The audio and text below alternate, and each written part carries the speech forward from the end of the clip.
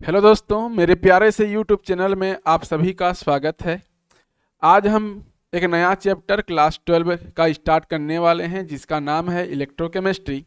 और इसमें आज हम पढ़ेंगे गैल्वेनिक सेल। धीरे धीरे जो है हम स्टेप बाय स्टेप हर एक टॉपिक को हम लोग कवर करेंगे।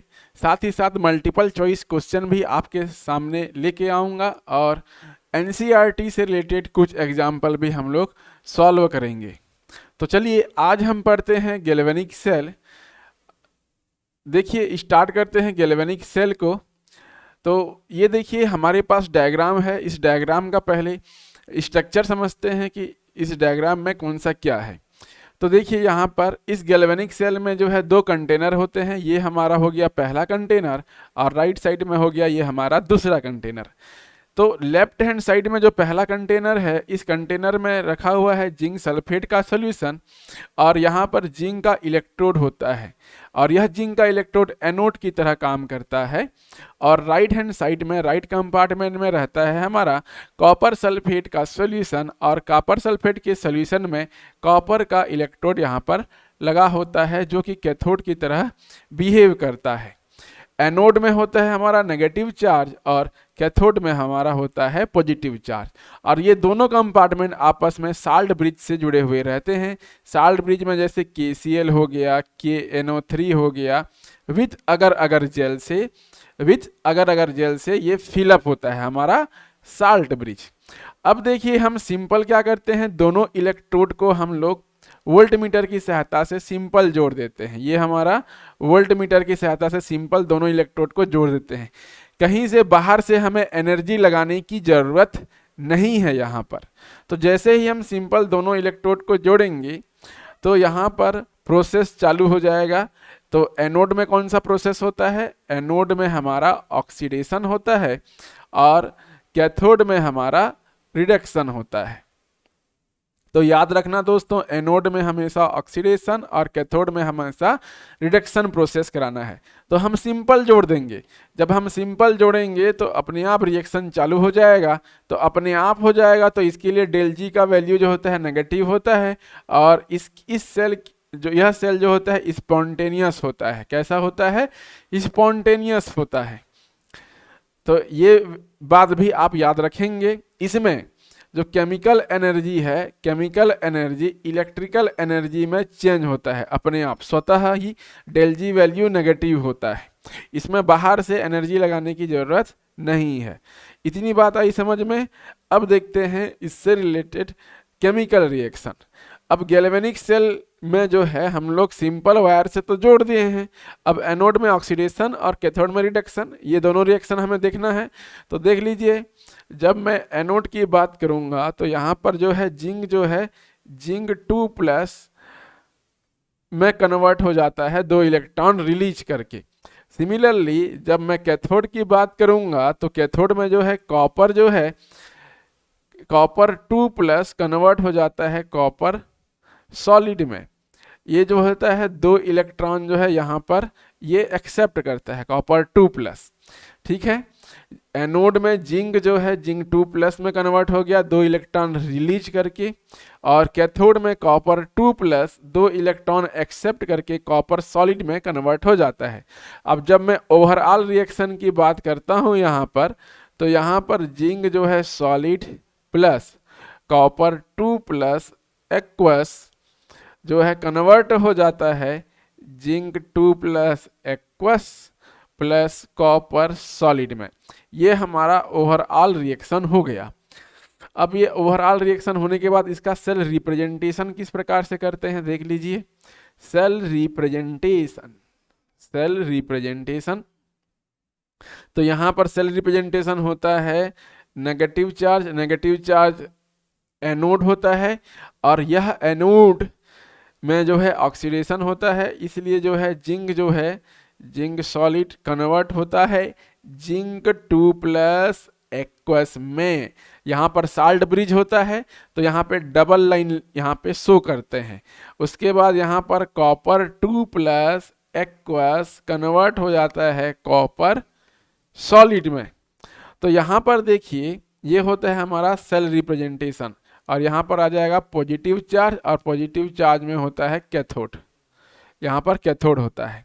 अब देखो यहाँ पर एक बात है, जब भी फेस अलग अलग हो, यहाँ पर देखो जिंक का फेस सॉलिड है और एक्वस है, दोनों के बीच में यह सिंगल लाइन आएगा। कौन सा लाइन आएगा? Single line.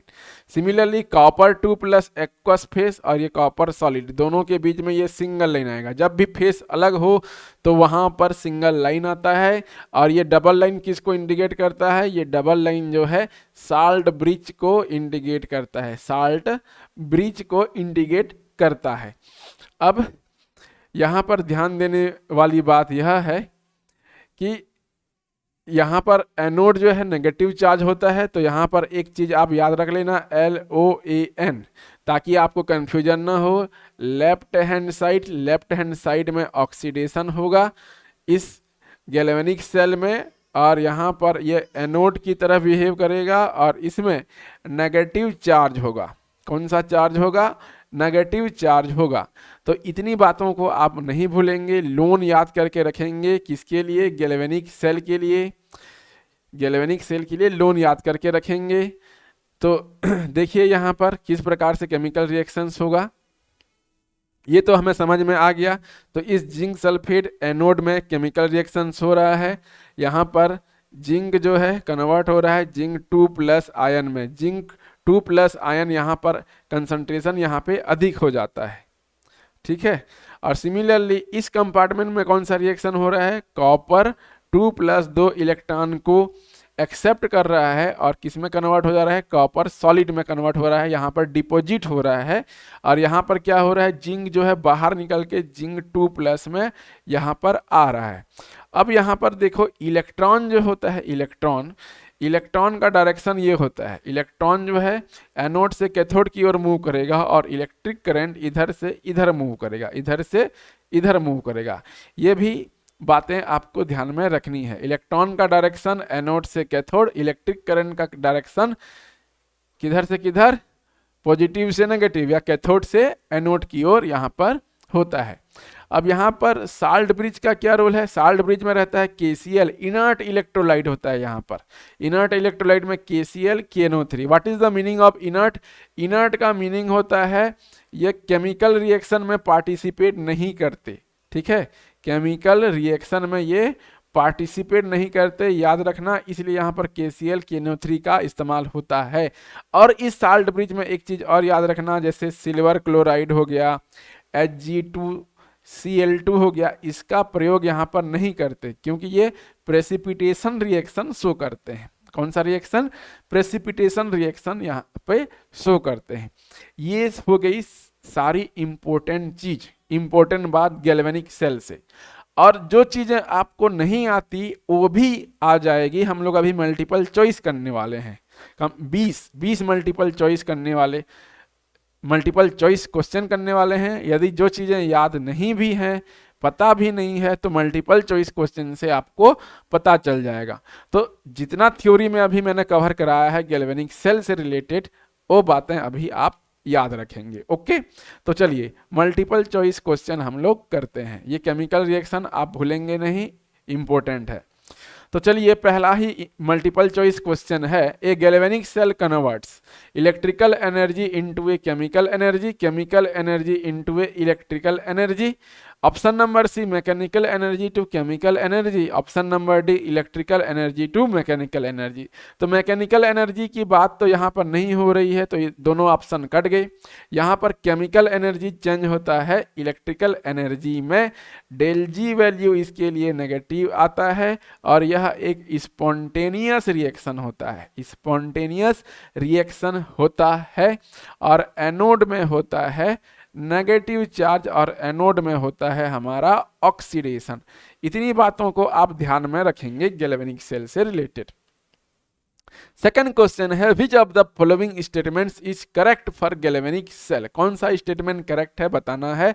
Anode is positive, cathode is positive, electrons flow from cathode to anode या oxidation occurs at the cathode. कौन सा होगा? यहां पर cathode is positive, following statement is correct बोला है ना, तो कैथोड इज पॉजिटिव, ये हमारा करेक्ट हो जाएगा। याद रखना एनोड में होता है नेगेटिव चार्ज, कैथोड में होता है हमारा पॉजिटिव चार्ज। मैं गैल्वेनिक सेल की बात कर रहा हूँ। एनोड में होता है ऑक्सीडेशन रिएक्शन और कैथोड में होता है रिडक्शन रिएक्शन। ये याद रखना गैल्वेनिक सेल से रिलेटेड। और सेल कोई भी हो, याद रखना सेल कोई भी हो, कुछ भी सेल हो, एनोड में तो हमेशा ऑक्सीडेशन और कैथोड में हमेशा रिडक्शन होता है, भले ही चार्ज जो है बदल जाता है। ये हमेशा याद रखिएगा आप लोग। Next question, the function of the salt bridge is to provide electrons, provide ions to the solution, maintain electrical neutrality या मेंटेन टेम्परेचर। कौन सा ऑप्शन करेक्ट होगा आपको बताना है। The function of the salt bridge is, ये question है हमारा। तो इसका जो करेक्ट आंसर हो जाएगा मेंटेन इलेक्ट्रिकल न्यूट्रलिटी होता है। ठीक है, जो यू शेप जिसे हम साल्ट ब्रिज कहते हैं, इस साल्ट ब्रिज में क्या भरा होता है। जैसे मैं मान लेता हूँ ये एक साल्ट ब्रिज है, इस साल्ट ब्रिज में रहता है KCl या मैं बोलूँ KNO3। ये जो है इनर्ट इलेक्ट्रोलाइट होता है, इनर्ट इलेक्ट्रोलाइट होता है। इनर्ट किस लिए बोला जाता है, क्योंकि ये केमिकल रिएक्शन में पार्टिसिपेट नहीं करते, केमिकल रिएक्शन में ये पार्टिसिपेट नहीं करते, इसीलिए इन्हें इनर्ट इलेक्ट्रोलाइट कहा जाता है। इसमें जो है सिल्वर क्लोराइड, Hg2Cl2 इस प्रकार के जो प्रेसिपिटेशन रिएक्शन शो करते हैं, इस प्रकार के इलेक्ट्रोलाइट का इस्तेमाल यहाँ पर नहीं करते हैं। ये बातें आप लोग ध्यान में रखेंगे।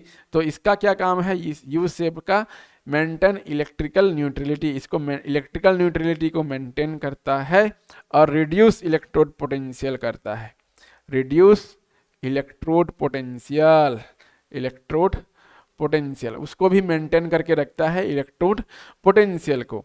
और दोनों कंपार्टमेंट में जो यहाँ पर देख लीजिए, जो गैल्वेनिक सेल है दोनों कंपार्टमेंट में सोल्यूशन है। यहाँ पर जिंक सल्फेट का सोल्यूशन और यहाँ पर कॉपर सल्फेट का सोल्यूशन है। तो इन दोनों को मिक्स होने नहीं देता।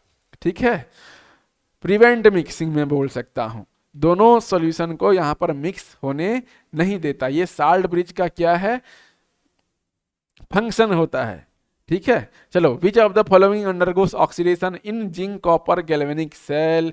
मैंने अभी आपको केमिकल रिएक्शन पढ़ाया था कि एनोड में ऑक्सीडेशन होता है, जिंक जो है 2 इलेक्ट्रॉन लूज कर देता है और जिंक 2+ में कन्वर्ट हो जाता है। अतः यहाँ पर इसका करेक्ट आंसर ए हो जाएगा, जिंक हो जाएगा। ओके, देखो, in galvanic cell oxidation occurs at the, option number A cathode salt bridge, option number B, option number C electrolyte या option number D anode. Oxidation कहाँ पे होता है बताना है, तो ऑक्सीडेशन होता है एनोड में।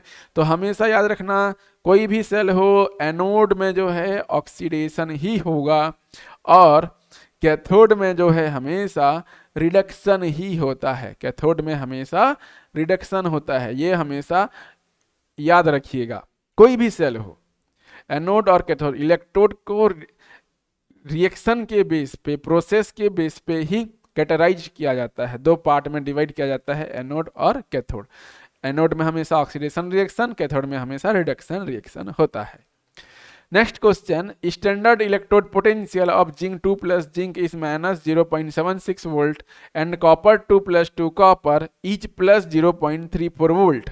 The EMF of the cell zinc 2+ ion copper 2+2 copper is बोला है, मतलब यहाँ पर गैल्वेनिक सेल का हमें EMF ज्ञात करना है। तो किस प्रकार से ज्ञात करेंगे, तो यहाँ पर फार्मूला होता है E cell is equal to E cathode minus E anode, E cathode minus E anode. अब कैथोड में कौन सा रिएक्शन होता है, कैथोड में देखो यहाँ पर कॉपर 2+ से कॉपर में कन्वर्ट हो रहा है, जिसका वैल्यू है 0.34 minus E anode, E anode, anode में ऑक्सीडेशन रिएक्शन होता है, यहाँ पर जिंक वाला हो जाएगा, तो यहाँ पर -0.76 हो जाएगा। और यहाँ पर दोनों को यदि हम सॉल्व करेंगे तो यहाँ पर हो जाएगा +1.10 वोल्ट हो जाएगा इसका आंसर। तो इसका करेक्ट ऑप्शन हो जाएगा ऑप्शन नंबर ए, +1.10 वोल्ट। बाकी ये सारे जो ऑप्शन है वो इनकरेक्ट हो जाएंगे। क्लियर है यहाँ पर। और इसको हम जो है एप्लीकेशन ऑफ इलेक्ट्रोकेमिकल सीरीज में भी पढ़ेंगे। याद रखना, ये ई सेल निकालना हम लोग इलेक्ट्रोकेमिकल सीरीज के एप्लीकेशन में भी पढ़ेंगे। यदि अभी आपको नहीं आया तो डोंट वरी, बी हैप्पी, आपको घबराने की जरूरत नहीं है। इसको हम इन फ्यूचर पढ़ेंगे एप्लीकेशन ऑफ इलेक्ट्रोकेमिकल सीरीज में। ओके, चलिए नेक्स्ट क्वेश्चन देखते हैं। Cell representation zinc two plus 1 mole and copper 2 + 2 copper, identify the anode and cathode. Anode और कैथोड को आइडेंटिफाई करना है। तो गैल्वेनिक सेल मैंने अभी आपको बताया, जिंक जो है एनोड की तरह और कॉपर जो है कैथोड की तरह बिहेव करता है, अतः option number A correct answer हो जाएगा। Which metal has the highest tendency to lose electron? ठीक है, which metal has the highest tendency to lose electron? इसको भी हम लोग इलेक्ट्रोकेमिकल सीरीज के एप्लीकेशन पार्ट में हम लोग पढ़ेंगे। तो जिसके लिए जो है रिडक्शन पोटेंशियल वैल्यू, मैं बोल रहा हूँ रिडक्शन पोटेंशियल वैल्यू जितना अधिक नेगेटिव होगा वह उतना ही रिएक्टिव होगा, वह उतना ही अधिक रिएक्टिव होगा और इलेक्ट्रॉन को जो है लूज करने का प्रॉपर्टी उसमें होगा। तो यहाँ पर जो है सबसे अधिक रिएक्टिव मेटल जिंक होगा, जो आसानी से इलेक्ट्रॉन को रिलीज करता है। कॉपर, सिल्वर, गोल्ड जो है ये इनर्ट नेचर के होते हैं और ये इलेक्ट्रोकेमिकल सीरीज में सबसे नीचे पाए जाते हैं, सबसे नीचे डाउन साइड में ये पाए जाते हैं। याद रखना, इसको हम इन फ्यूचर फिर पढ़ेंगे एप्लीकेशन ऑफ इलेक्ट्रोकेमिकल सीरीज में। फिर देखिए next question, in the cell silver to silver plus and copper 2 + 2 copper, the flow of electron is from. यहाँ पर हमें जो है सेल रिप्रेजेंटेशन दिया हुआ है। इस सेल रिप्रेजेंटेशन में हमको ये समझना है कि यहाँ पर ये एनोड की तरह बिहेव करेगा और ये कॉपर 2 + 2 कॉपर ये हमें कैथोड की तरह ये बिहेव करेगा। और एनोड में होता है ऑक्सीडेशन, कैथोड में होता है रिडक्शन। तो the flow of electron is, तो यहाँ पे सिल्वर, अब इलेक्ट्रॉन का फ्लो किधर से किधर होता है? इलेक्ट्रॉन का फ्लो तो हमेशा एनोड से कैथोड होता है और जस्ट अपोजिट जो होता है करंट फ्लो करता है। तो यहाँ पर क्या हो जाएगा? Silver to copper, option number B यहाँ पर करेक्ट ऑप्शन हो जाएगा। ओके दोस्तों, चलिए आगे हम लोग बढ़ते हैं। Nernst equation is used to calculate, ये हमें नर्नस्ट इक्वेशन की बात कर रहा है।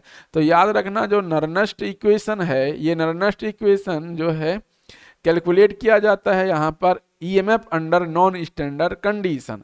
ऑप्शन नंबर बी यहाँ पर करेक्ट हो जाएगा। नॉन स्टैंडर्ड कंडीशन का मतलब क्या होता है? तो सबसे पहले समझो स्टैंडर्ड कंडीशन। स्टैंडर्ड कंडीशन का मतलब होता है जो कंसंट्रेशन होगा वो होगा हमारा 1 मोलर, टेम्परेचर होगा 25 डिग्री सेंटीग्रेड या मैं इसको बोल सकता हूँ 298 केल्विन, और प्रेशर होगा 1 atm। ठीक है, तो ये होगा हमारा स्टैंडर्ड कंडीशन।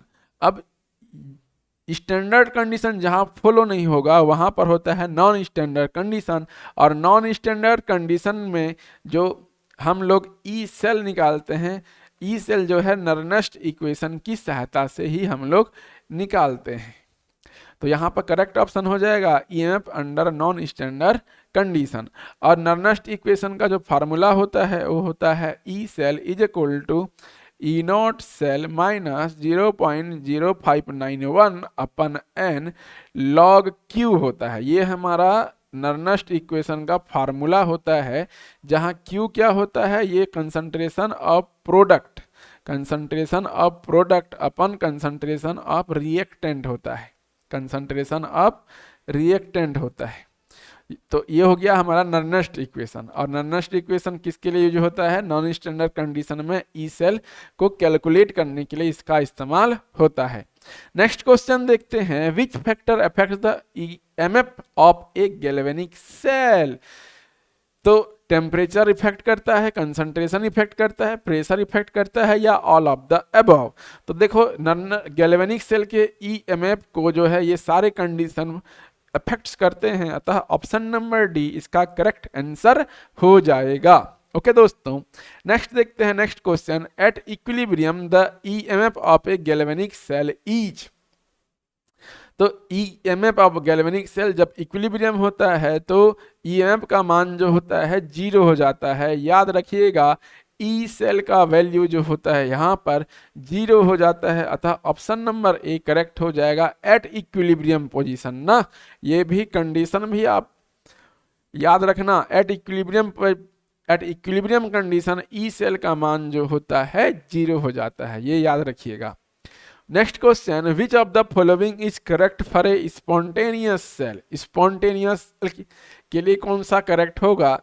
पहला चीज याद रखना, डेल जी वैल्यू नेगेटिव होगा स्पॉन्टेनियस रिएक्शन के लिए, और ईएमएफ का मान जो है ग्रेटर देन 0 होता है स्पॉन्टेनियस रिएक्शन के लिए। तो आप लोग ऑप्शन मैच कर लीजिए यहाँ पर, तो डेल जी का वैल्यू जो होता है ग्रेटर देन 0 इक्वल टू 0 होगा, तो बी और डी कट गए, ईएमएफ जो है 0 ये भी कट गया, तो ऑप्शन नंबर सी हमारा करेक्ट हो जाएगा।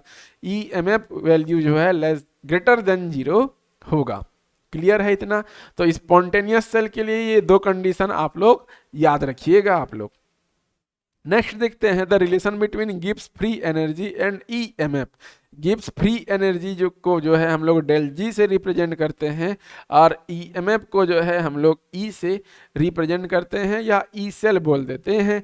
तो दोनों के बीच में जो रिलेशन होता है वो होता है option number B, del G is equal to minus n F E होता है, minus n F E cell. ये हमारा करेक्ट ऑप्शन है, ऐसा कुछ तो रिलेशन होता नहीं। Option number A correct incorrect हो जाएगा, option number A correct incorrect हो जाएगा। Option number C, del G is equal to minus R T L N K, ये जो है टेम्परेचर, गैस कांस्टेंट और इक्विलिब्रियम कंडीशन पे ये वाला रिलेशन यूज होता है। किस कंडीशन में? इक्विलिब्रियम कंडीशन में।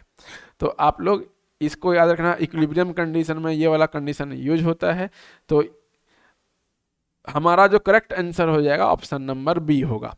Next question, if del G is negative then the cell reaction is, option number A non spontaneous, option number B spontaneous, option number C at equilibrium, या option number D reversible. तो याद रखिएगा del G value जब negative होता है तो हमेशा reaction spontaneous होता है, तो ऑप्शन नंबर बी करेक्ट हो जाएगा। नेक्स्ट देखते हैं, which statement is true about concentration cell. Concentration cells के लिए कौन सा स्टेटमेंट ट्रू है हमको बताना है। तो both electrodes are of different metals, EMF is due to pressure difference, EMF arises due to concentration difference, या option number D no current flows. तो ऑप्शन नंबर डी तो सरासर गलत है भैया, बी भी सरासर गलत है। तो यहाँ पर कंसंट्रेशन सेल्स की जब बात करें तो ईएमएफ अराइज होता है, ईएमएफ होता है कंसंट्रेशन डिफरेंस के कारण। तो ऑप्शन नंबर सी यहाँ पर करेक्ट हो जाएगा। Next question, which of the following is not true for a galvanic cell. Which of the following is not true for galvanic cell, कौन सा कथन सत्य नहीं है ये हमें बताना है। It involves A redox reaction, correct है भैया। Salt bridge allows flows of electron, ये गलत स्टेटमेंट्स है। ऑक्सीडेशन अकर्स एट एनोड, ये भी सही है। Electrons move through external circuit, ये भी सही है। तो हमें नॉट ट्रू बोला है, तो ऑप्शन नंबर बी हमारा करेक्ट हो जाएगा। तो जो साल्ट ब्रिज होता है जिसमें KCl KNO3 यूज हो रहा था, उसमें इलेक्ट्रॉन्स का फ्लो नहीं होता, यहाँ पर आयंस का फ्लो होता है। किसका फ्लो होता है? आयंस का फ्लो होता है यहाँ पर साल्ट ब्रिज में। मैंने कहा था ना, जो कुछ भी आपको पता नहीं होगा, यदि आप मल्टीपल चॉइस क्वेश्चन करते हैं तो सारा चीज कॉन्सेप्ट क्लियर हो जाएगा। ओके दोस्तों, चलो आगे बढ़ते हैं। Next, in a galvanic cell the electrode at which reduction occurs. Galvanic cell में रिडक्शन कहाँ पे होता है? रिडक्शन होता है हमारा कैथोड पे। कैथोड पे हमेशा कैथोड होगा, चाहे गैल्वेनिक सेल हो चाहे अदर सेल हो, जब भी रिडक्शन की बात करें वो हमेशा कैथोड में होता है। क्लियर दोस्तों? नेक्स्ट आगे बढ़ते हैं, विच of the following reaction is feasible. Which of the reaction is feasible. तो याद रखना, अभी मैंने आपको रिएक्शन बताया था जिंक प्लस कॉपर 2 प्लस, ये कन्वर्ट हो जाता है zinc 2 plus plus copper solid में। इसी को हम लोग डिस्प्लेसमेंट रिएक्शन भी बोलते हैं, डिस्प्लेसमेंट रिएक्शन भी बोलते हैं। अब इस डिस्प्लेसमेंट रिएक्शंस में जिंक जो होता है मोर रिएक्टिव, कैसा होता है हमारा, मोर रिएक्टिव होता है, और कॉपर जो होता है लेस रिएक्टिव होता है। तो याद रखिएगा, मोर रिएक्टिव में हमेशा ऑक्सीडेशन होता है। मोर रिएक्टिव में कौन सा reaction, oxidation reaction. Positive charge क्या हो गया, पॉजिटिव चार्ज तो यहाँ पर बढ़ गया। तो सिमिलरली प्रोसेस ऐसा ही होना चाहिए, जो मोर रिएक्टिव है, मोर रिएक्टिव की ऑक्सीडेशन स्टेट बढ़ जानी चाहिए। तो यहाँ पर देखो ये वाला ऑप्शन तो करेक्ट हो जाएगा यहाँ पर, विच of the following reaction is feasible. तो जिंक देखो मोर रिएक्टिव, ये less reactive, oxidation reactions more reactive elements में। अब बाकी यहाँ देख लो, बाकी के यहाँ देखो कॉपर 2 प्लस मोर रिएक्टिव, इसमें रिडक्शन रिएक्शन हो रहा है, तो ये तो गलत हो गया, ऑप्शन नंबर सी गलत, ऑप्शन नंबर डी गलत, ऑप्शन नंबर ए गलत, क्योंकि यहाँ पर ऑपोजिट रिएक्शन हो रहा है। क्लियर दोस्तों, चलिए आगे बढ़ते हैं। The EMF of a cell is 1.1 volt if n is equal to 2, what is the del G in kilojoule per mole, F is equal to 96,500 coulomb per mole. तो इसके लिए फार्मूला अभी हमने देखा था minus n F E cell, ये हमारा formula होता है। एन वैल्यू दी हुई है 2, तो वैल्यू रखो 2। फैराडे कांस्टेंट वैल्यू दिया रखा है तो 96,500, और ई सेल का वैल्यू दिया हुआ है 1.1 वोल्ट। इसको यदि हम लोग कैलकुलेट करेंगे तो यहाँ पर 21, 23, ये 00 समथिंग ये आएगा, और इसको ये जूल पर मोल में आएगा, इसको किलो जूल में कन्वर्ट करेंगे तो ये हो जाएगा 212.3 किलो जूल पर मोल हो जाएगा। और ये एनसीईआरटी का सवाल है, ये किसका सवाल है, एनसीईआरटी का सवाल है। तो यहाँ पर देख लो, ये जो है वैल्यू नेगेटिव में है, तो वैल्यू नेगेटिव में -212.3, ऑप्शन नंबर ए हमारा करेक्ट हो जाएगा। तो आपको ये फार्मूला याद रखना है दोस्तों, del G is equal to minus n F E cell, ये अकॉर्डिंग टू थर्मोडायनामिक्स, क्लास 11 का जो थर्मोडायनामिक्स चैप्टर है वहाँ से ये सवाल पूछा गया है दोस्तों, याद रखिएगा।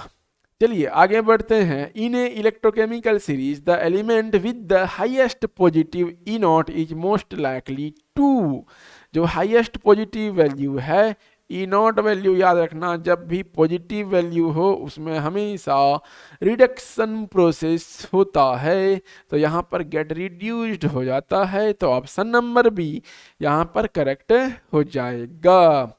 तो थैंक यू दोस्तों, आज के लिए बस इतना ही दोस्तों। आगे हम लोग पढ़ेंगे अपने अगले लेक्चर में, अगले लेक्चर में हम लोग पढ़ेंगे इलेक्ट्रोड पोटेंशियल, और साथ ही साथ इलेक्ट्रोकेमिकल सीरीज पढ़ेंगे, और इससे रिलेटेड एप्लीकेशन की हम लोग बात करेंगे, और इस एप्लीकेशन में हम लोग मल्टीपल चॉइस क्वेश्चन की भी बात करेंगे। मैं टॉप 20 मल्टीपल चॉइस क्वेश्चन आप लोगों के लिए लेके आऊँगा वहाँ पर, और यहाँ पर भी हमने टॉप 20 मल्टीपल चॉइस क्वेश्चन हमने अभी तक कर लिया। तो आई होप दोस्तों ये वीडियो लेक्चर आपको बहुत पसंद आया होगा, नई चीज़ें आपको सीखने के लिए मिली होंगी। तो यदि ये वीडियो लेक्चर आपको पसंद आया है तो लाइक कर दीजिए, सब्सक्राइब कर दीजिए, और अपने फ्रेंड सर्कल को सर्कुलेट कर दीजिए। तो आज के लिए बस इतना ही दोस्तों, मिलेंगे अपने अगले लेक्चर में। Thank you.